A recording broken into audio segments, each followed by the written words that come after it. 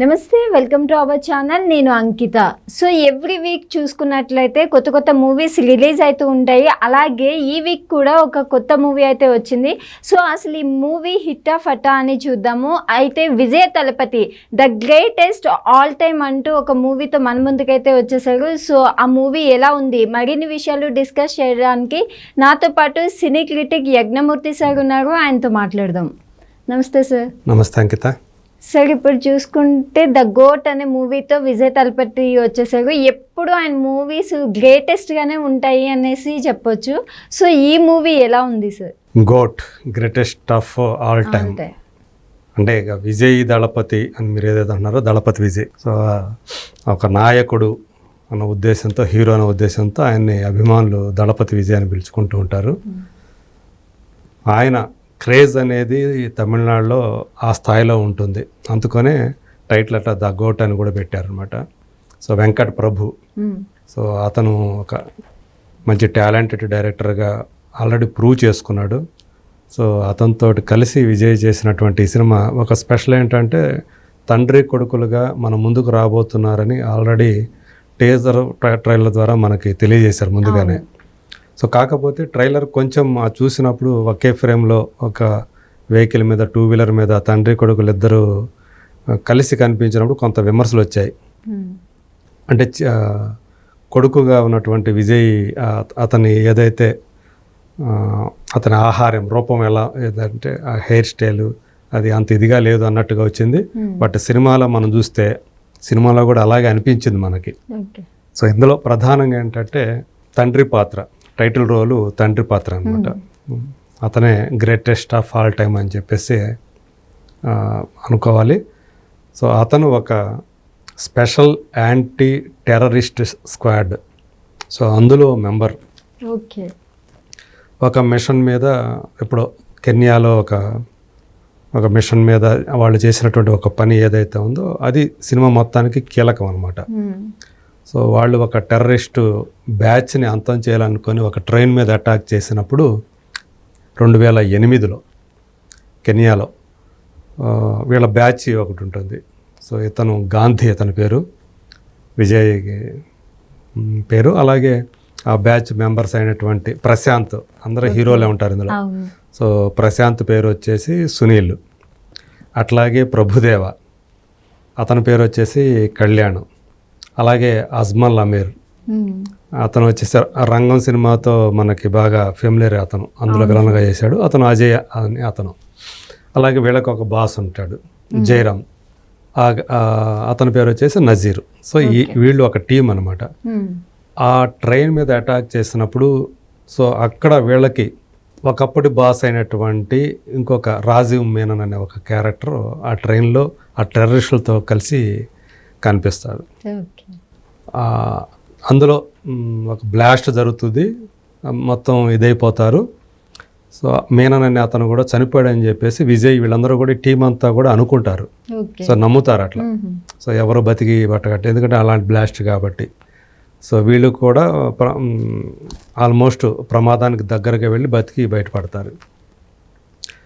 సంవత్సరాలు గడిచిపోతాయి. అయితే అప్పుడే ఆ టైంలోనే ఇతనికి అంటే ఇతనికి ఒక ఫ్యామిలీ ఉంటుంది, ఒక అందమైన ఫ్యామిలీ. సో భార్య, సో అనసూయ అను అంటారు, ఆ క్యారెక్టర్ని స్నేహ చేసింది. ఆమె సెకండ్ టైం కన్సీవ్ అవుతుంది. సో ఆమె కరెక్ట్గా రెండో బిడ్డని ప్రసవించే సమయానికి జీవనని 5 ఏళ్ల పిల్లాడు కొడుకు. సో అతన్ని కిడ్నాప్ చేసి హాస్పిటల్లోనే ఇతను కొంచెం అజాగ్రత్తగా ఉన్నప్పుడు విజయ్ అంటే గాంధీ, సో ఎవరో అతను తీసుకెళ్ళిపోయి ఒక యాక్సిడెంట్ గురవుతుంది వాళ్ళు వెళ్ళినటువంటి వెహికల్. దాంతో ఆ పిల్లవాడు అక్కడ అందులో అంటే అగ్ని ప్రమాదం లాగా జరుగుతుంది. అతను మొత్తం మాడి మసైపోతారు అనమాట. సో ఆ అబ్బాయి కూడా చనిపోయాడు అని చెప్పేసి అనుకుంటారు. అయితే ఇతను పలానా దీంట్లో స్క్వాడ్లో చేస్తున్నాడు అంటే దాని పేరు SAT, special anti terrorist squad అనమాట. శాట్ అంటారు సింపుల్గా. సో అతను చేస్తున్నాడనే విషయం మొదట్లో తెలియదు భార్యకి, తర్వాత తెలుస్తుంది. సో ఏదేమైనా అప్పుడు జరిగినటువంటి ఆ ప్రమాదం వల్ల కొడుకును ఇతని వల్లే నా కొడుకు చచ్చిపోయాడనే ఫీలింగ్ తోటి ఆమె భర్తకి దూరంగా ఉంటుంది అనమాట. ఇద్దరిద్దరు విడిగా ఉంటారు. ఇతనే మధ్య మధ్యలో వచ్చి కూతురు చూసుకొని పోతూ ఉంటాడు. అంటే రెండోసారి కన్సీవ్ అని చెప్పాను కదా, అది అమ్మాయి పుడుతుంది అనమాట. ఇది మామూలుగా నేపథ్యం ఇది. సో ఇతను ఆ శాట్ నుంచి బయటకు వచ్చేసి ఉద్యోగం చేసుకుంటూ ఉంటాడు పాస్పోర్ట్ ఆఫీసులో. అయితే ఒక మిషన్ మీద మళ్ళీ అతను మాస్కోకి వెళ్ళాల్సి వస్తుంది.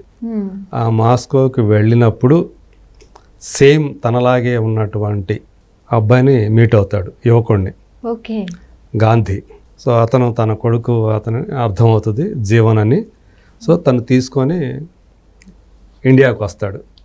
ఆ తర్వాత ఏం జరిగింది, వీళ్ళ టీంలో ఉన్నటువంటి ఒక్కొక్కరు ఎందుకు ఎవరి వల్ల చనిపోతూ వస్తున్నారు, దీని వెనుకున్న రహస్యం ఏంటి, అసలు జీవన్ నిజంగా గాంధీ కొడుకేనా లేకపోతే ఎవరి తరపున పనిచేస్తున్నాడా అనేది మిగతా కథ.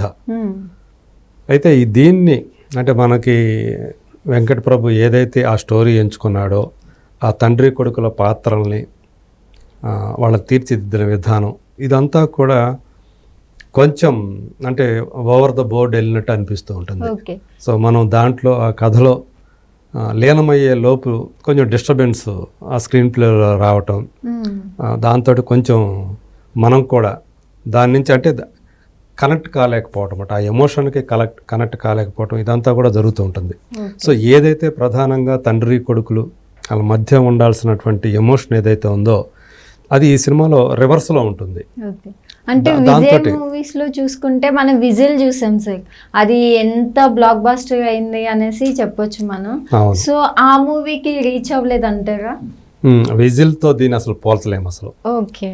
సో ఇది దీంట్లో అంటే ఎక్కువగా యాక్షన్ సీక్వెన్సెస్ అట్లాగే ఒక కొంత డ్రామా ఆ ప్లే ఏదైతే చేశాడో రివర్స్ డ్రామా తండ్రి కొడుకుల మధ్య అది వర్కౌట్ కాలేదనే చెప్పాలి. ఎమోషన్ వైజ్ ఎలా ఉంది? అదే ఎమోషనే కనెక్ట్ కావట్లేదు. సో తను ఏదైతే ప్లే చేశాడో వెంకట ప్రభు డైరెక్టర్ అది స్క్రీన్ మీద ఎక్స్పెక్ట్ చేసిన రీతిలో రాలేదు. అంటే ప్రేక్షకుల నుంచి అతను ఒక షాకింగ్, అది ప్రేక్షకులు చూసినప్పుడు ఒక షాకింగ్ అన్నట్టుగా ఉంటుందని అతను అనుకున్నాడు. బట్ కానీ అది వర్కౌట్ కాలేదు అది.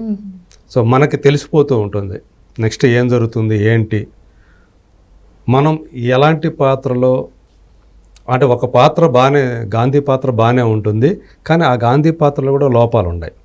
సో ఎలా చనిపోతున్నారు ఏంటి, తన ఫ్రెండ్స్ తన టీంలో వాళ్ళు అనేది అతను ఏమాత్రం గ్రహించుకోలేకపోవటం జరిగే విషయాన్ని అనేది. అంటే అలాంటి ఒక యాంటీ టెర్రరిస్ట్ స్క్వాడ్లో చేసినటువంటి అతను ఇమీడియట్గా శత్రువులు ఎవరు ఏంటి అనేది పసిగట్టే పరిస్థితిలో ఉండాలి కదా, అలా లేడే. అంత అతని కళ్ళ ముందే దారుణాలు జరిగిపోతూ ఉంటాయి అనేది మనకు అనిపిస్తూ ఉంటుంది. అట్లా ఆ పాత్ర తను ఎంత బాగా చేసినా విజయ్, బట్ ఆ పాత్రతో కూడా మనం కనెక్ట్ కాలేకపోతాం. ఎప్పుడైతే మనం ప్రొటాగనిస్ట్ తోటి కనెక్ట్ కాలేమో ప్రేక్షకుడు ఆటోమేటిక్గా సినిమాతో మొత్తంతో డిస్కనెక్ట్ అయిపోతాం. సో ఈ సినిమాకి జరిగింది అదే. కాకపోతే ఏంటంటే యాక్షన్ సీక్వెన్సెస్ అవి చాలా సూపర్బ్గా ఉంటాయి. పాటలు కూడా పెద్దగా అంటే స్నేహతోటి ఒక పాట ఉంటుంది, అది కొంచెం మెలోడియస్గా ఉంటుంది. కానీ మీనాక్షి చౌదరి అనే ఒక క్యారెక్టర్ ఆమె వచ్చి ప్రశాంత్ కూతురుగా చేసింది. సో ఆమెకి రెండో ఒక విజయ్, సెకండ్ విజయ్కి మధ్య కేవలం ఆ పాటల వరకే పరిమితం చేశారు ఆ అమ్మాయి క్యారెక్టర్ని. సో హీరోయిన్లో చూసుకుంటే స్నేహకి కొంచెం స్క్రీన్ స్పేస్ ఎక్కువగా లభించింది. ఆమె చక్కగా తన క్యారెక్టర్ని అనసూయ క్యారెక్టర్లో బాగా రాణించింది. యాక్టర్లు అందరూ కూడా వంక పెట్టాల్సిన పని లేదు. కాకపోతే రెండో విజయ్, కొడుకు విజయ్ ఎవరైతే ఉంటారో జీవన్, అతనికి పెట్టినటువంటి హెయిర్ స్టైల్ ఏదైతే ఉందో అది ఏమాత్రం ఆకట్టుకునే రీతిలో ఉంది. బాగా ట్రైలర్ లో చూసినా అది జెన్యూన్ గా అనిపించట్లేదు. అది పైగా ఏంటంటే కొంచెం ఆ ఫేస్ ను కూడా కొంత యంగ్ గా కనిపించాలని మరి ఏఐ ద్వారా కరెక్షన్ చేశారో ఏమో తెలియదు మనకి. అది కొంచెం ఇబ్బందిగా అనిపిస్తుంది మనకి. బట్ ఏమైనా విజయ్ ఫ్యాన్స్ మాత్రం అంతవరకు ఆస్వాదిస్తారు. బట్ ఈ తండ్రి కొడుకుల మధ్య ఏదైతే ఉందో దాన్ని వాళ్ళు ఎంతవరకు ఆస్వాదిస్తారు ఆ ఒక పాయింట్ అత్యంత కీలకమైనటువంటి పాయింట్. సో అంటే గ్రే షేడ్స్ ఉన్నటువంటి క్యారెక్టర్లో మనకి రెండో విజయ్ కనిపిస్తాడు, చిన్న విజయ్. సో దాన్ని ఎంతవరకు రిసీవ్ చేసుకుంటారు అనే దాని మీద ఈ సినిమా విజయం అనేది ఆధారపడి ఉంటుంది. సో యువన్ శంకర్ రాజా మ్యూజిక్ కొన్ని చోట్ల బాగానే ఉంది. పాటలు అయితే తెలుగులో పెద్దగా ఆకట్టుకునేటట్లు లేవు. కొన్ని చోట్ల కూడా బ్యాక్గ్రౌండ్ స్కోర్, కొన్ని చోట్ల అతను వినిపించినటువంటి బీజిఎం ఏదైతే ఉందో అది కూడా కొంచెం హార్డ్ హిట్టింగ్గా ఉంటుంది. అంటే కొంచెం మనకి ఆ సీన్ తోటి అంటే ఎన్హాన్స్ చేసే విధంగా కాకుండా కొంచెం డిస్కనెక్ట్ అయ్యే టైప్లో ఉంటుందన్నమాట. సో అలాంటి కొన్ని లోపాలైతే మనకి కనిపిస్తూ వచ్చాయి. స్క్రీన్ ప్లేలో మాత్రం చాలా లోపాలైతే నాకు కనిపించాయి. ఓకే. సో ఓవరాల్గా ఇది హిట్టా ఫట్టా సార్? లైక్ ఎంత రేటింగ్ ఇవ్వబోతున్నారు దీనికి? అంటే కొంత నేను చెప్పాను కదా, యాక్షన్ పార్ట్ బాగానే ఉంది. యోగి బాబు ఉన్నాడు ఇందులో కొంచెం. అతను కాకపోతే యోగి బాబు లాంటి వాడిని పెట్టుకొని అతనితోటి కామెడీ చేయించలేకపోవటం అనేది ఈ సినిమాకి ఒక మైనస్, ఇంకొక మైనస్ అని చెప్పాలి. సో అట్లాగే ఆ ఫ్యామిలీ డ్రామా ఏదైతే ఉందో అది కొంచెం పర్వాలేదు స్టార్టింగ్లో, ఫస్ట్ హాఫ్లో. మళ్ళీ సెకండ్ హాఫ్ వచ్చేటప్పటికి అది కూడా లేదు. సో నేను దీనికి అవుట్ ఆఫ్ 5 2 రేటింగ్ ఇస్తాను నేను. అది కూడా కేవలం ఆ విజయ్ కోసం, ఆ యాక్షన్ సీక్వెన్సెస్ కోసం మాత్రమే ఇస్తాను. మర్చిపోయి ఇంకొక లైలా కూడా ఈ సినిమాలో ఒకప్పటి హీరోయిన్. సో ఆమె ప్రశాంత్ వైఫ్గా కనిపిస్తుంది. మొదట్లో కనిపించింది, తర్వాత మళ్ళీ ఆ పాత్ర కూడా కనిపించలేదు. అట్లాగే ప్రేమ్జీ అమరన్ కూడా ఈ సినిమాలో ఉన్నాడు. సో అతను కూడా యాక్చువల్గా మంచి కామెడియన్నే, ఏదో 1-2 చోట్ల తప్ప అతను మీద కూడా ఎక్కువ కామెడీ సీన్లు అనేవి ఎక్కువగా పెట్టాల. సో క్లైమాక్స్ సీన్స్ మాత్రం కొంచెం బాగానే ఉంటుంది. అది చపాక్ స్టేడియంలో ఐపీఎల్ ఫైనల్ అది జరుగుతున్నప్పుడు, ఫైనల్ కూడా కాదనుకుంటా, ఒక మ్యాచ్ జరుగుతూ ఉంటుంది. ధోని కనిపించడము, రోహిత్ శర్మ కనిపించడం, అంటే Mumbai versus Chennai super Kings అన్నట్టు పెట్టారు.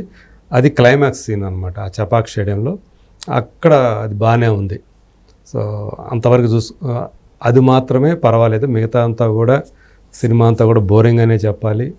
సో మన తెలుగు ఆడియన్స్ ద గ్రేటెస్ట్ అని పెట్టినంత గ్రేట్ గా అయితే లేదు. సినిమా అయితే అంత గ్రేటెస్ట్ గా లేదు, గ్రేట్ గా కూడా లేదు. సో చాలా మామూలు సాదా సీదాగా ఉంది. బట్ విజయ్ నుంచి మనం ఈ టైంలో ఇలాంటి సినిమాని ఎక్స్పెక్ట్ చేయలేము మనం. సో మరి తమిళనాడులో ఎలా ఉంటుందో మనం చెప్పలేము, కానీ బట్ తెలుగు ప్రేక్షకులు ఈ సినిమాని ఆదరిస్తారని అనేది మాత్రం నాకు అనుమానమే. Okay, thank you sir. Thank you.